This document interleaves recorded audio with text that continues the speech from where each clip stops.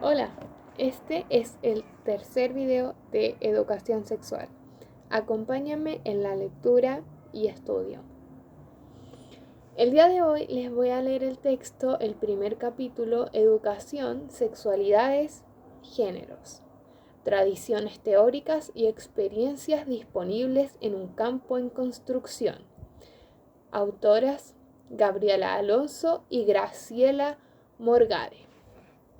El texto dice así. La práctica de inventariar los antecedentes que configuran el contexto de la investigación y de la producción política, usual en los ámbitos académicos, es particularmente relevante en el campo perfilado por la articulación entre educación, género y sexualidades. Por una parte, porque los estudios críticos de la educación han aportado categorías insoslayables al estudio de la desigualdad social y la falta del respeto cultural. Por otra, porque las diferentes expresiones del feminismo irrumpieron en el escenario académico educativo para denunciar de manera sistemática las dimensiones olvidadas, escasamente desarrolladas o abiertamente despreciadas en tales estudios críticos. Por último, porque la producción del movimiento social de mujeres y posteriormente nuevas categorías interpretativas que multiplicaron los interrogantes y las miradas posibles, realizaron indiscutibles aportes a un pensamiento pedagógico un tanto exhausto. Hacia el final de la década de 1960 y durante los años 70 se produjo el gran quiebre de la ilusión igualadora, de la escuela moderna, la sociología de la educación. En particular, los enfoques críticos construyeron las categorías con las que trabajaron los primeros estudios de género, la reproducción y la resistencia. La escuela como aparato ideológico, la recuperación de la noción gramsciana de hegemonía, la gran conclusión fue que la educación formal tendía a reproducir las desigualdades sociales en términos de clase, es decir, de la distribución de la riqueza en un trabajo desigualmente dividido. En América Latina, con un movimiento de mujeres limitados por las dictaduras, esta teoría crítica que producía explicaciones solo desde la perspectiva marxista fue poco permeable por décadas a la complejización de las investigaciones sobre la realización de poderes que proponían los feminismos.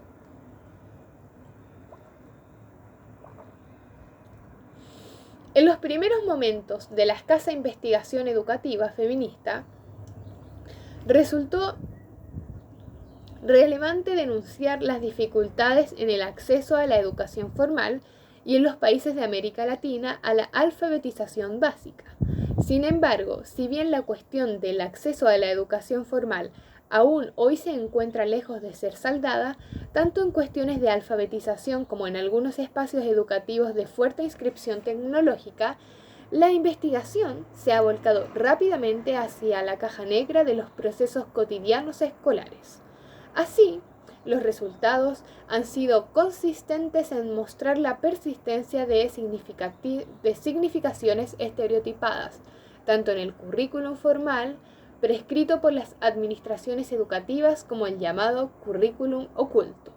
constituido por las expectativas de rendimiento y comportamiento hacia mujeres y varones y en las omisiones sistemáticas de temas relevantes para la vida personal o profesional de las mujeres, el llamado currículum omitido, que centralmente silencia cuestiones vinculadas con la sexualidad, la violencia o la precarización laboral. Se indagó profusamente entonces en la baja presencia de mujeres en las imágenes de libros de texto, mayoritariamente representadas cuando lo estaban en rol de madres o de maestras. También en la invisibilización de la presencia femenina en la construcción de las sociedades en los contenidos como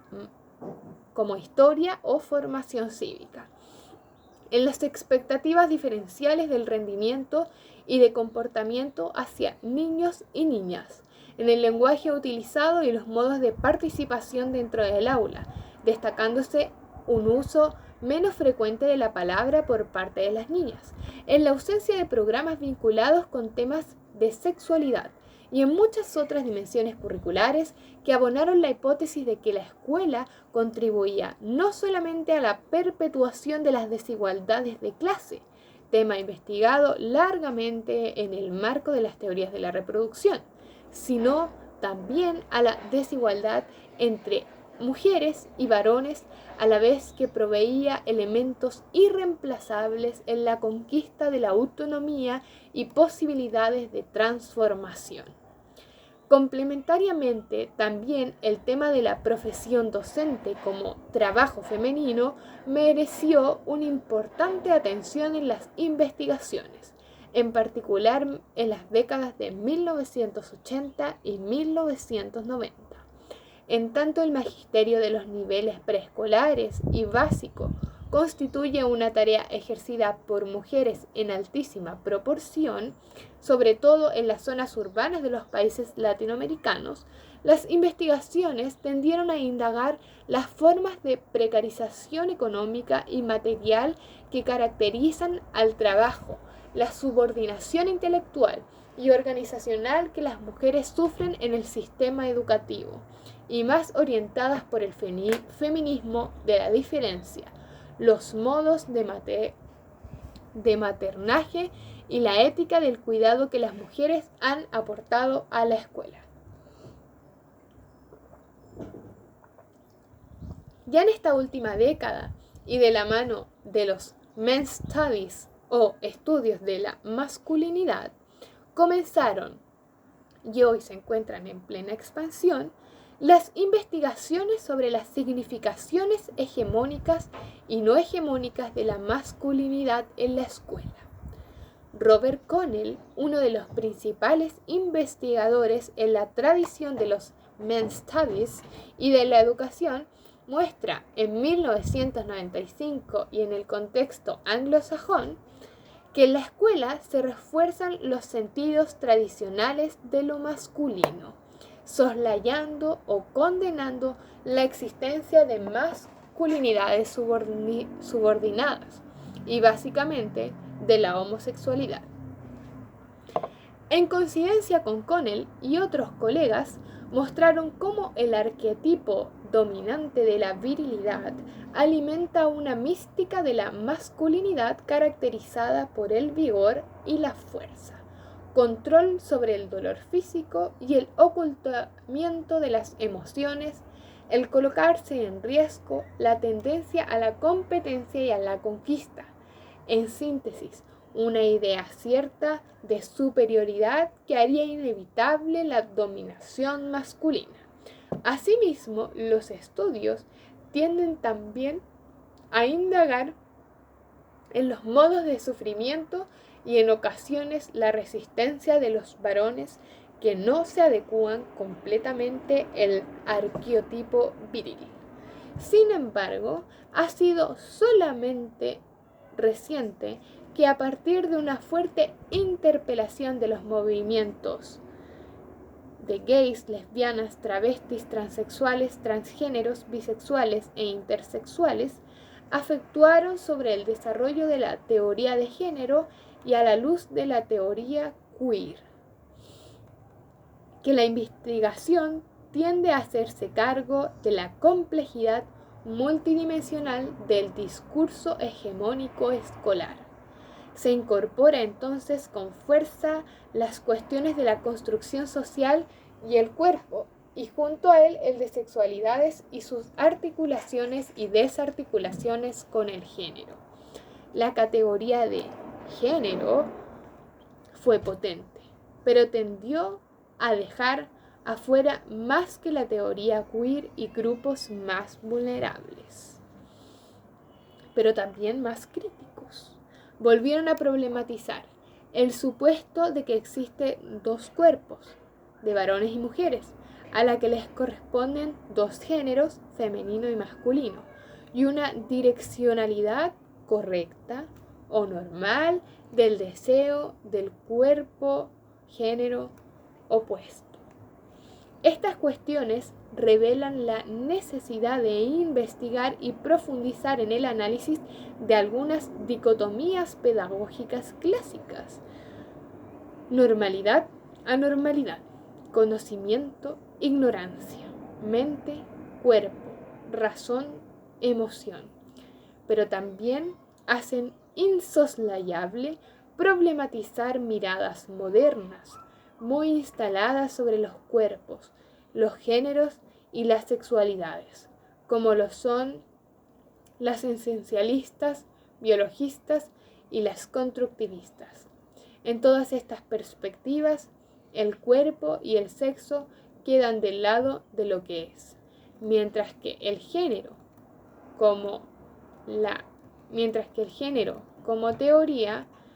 en su fabricación cultural y simbólica es erigido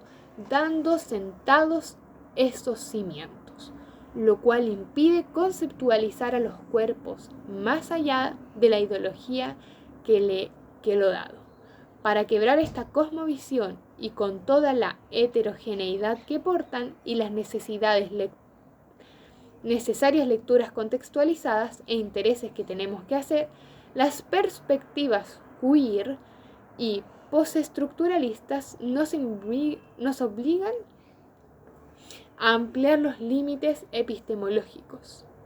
sin perder de vista, diríamos nosotras, la direccionalidad hacia la transformación de las relaciones sociales injustas. En esto, escuchar a las y los jóvenes, niños y niñas, a los colectivos sociales y género y sexo genéricos, coloca a la investigación educativa más cara a los sectores más discriminados, pero también más resistente a los avasallamientos de las normas sociales. Continuaré en un segundo video.